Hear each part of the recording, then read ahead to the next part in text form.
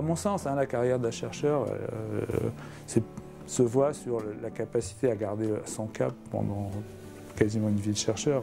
Je pense que si on pense que quelque chose doit être fait d'une certaine manière, si c'est son idée propre, il faut y aller. C'est un chercheur qui a démarré sur le mégacaryocyte et toute sa carrière, il l'a faite toujours dans la même lignée, c'est-à-dire qu'il a commencé sur cette cellule tout à fait particulière et il continue toujours à travailler sur cette cellule.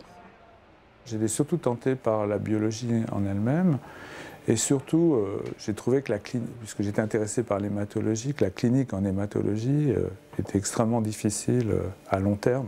Travailler tout le temps sur des leucémies ou des hémopathies malignes, toute sa vie me paraissait quelque chose de très difficile à supporter. Donc je me suis tourné vers une carrière INSERM. Je me suis demandé qu'est-ce qui serait important pour l'avenir. En regardant l'avenir, il m'a semblé que de travailler sur la biologie cellulaire du système hématopoïétique, qui était à ses tout débuts, c'est-à-dire la notion de cellules souches, de progéniteurs, de facteurs de croissance, qui semblait être l'avenir. Je crois qu'il a une énorme culture scientifique, énorme.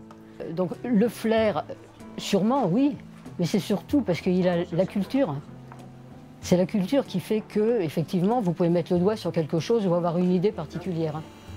Elles n'arrivent pas à se séparer et après elles sont en assistance. Dans notre travail quotidien, c'est quelqu'un de très passionné par la recherche, qui est vraiment très présent, non seulement pour les chercheurs, mais aussi pour les étudiants. Du matin au soir, pour tout le monde. N'importe qui, à n'importe quelle heure, peut frapper à sa porte et demander de l'aide, il est toujours là. On étudie comment sont produites normalement les plaquettes, qu'est-ce qui régule cette production, comment ça s'effectue, parce que c'est un processus extrêmement original.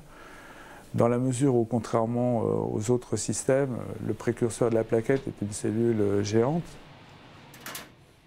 On a choisi d'abord d'aller de la recherche biologique fondamentale normale et de l'appliquer à la pathologie.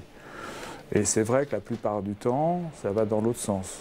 Un peu de travail sur JAK2, par exemple, a été fait par un étudiant et un ingénieur.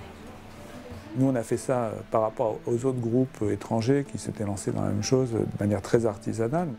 Et finalement, en abordant par la physiologie normale, on a été plus rapide et de manière plus simple que des gens qui l'ont abordé par des techniques très lourdes moléculaires.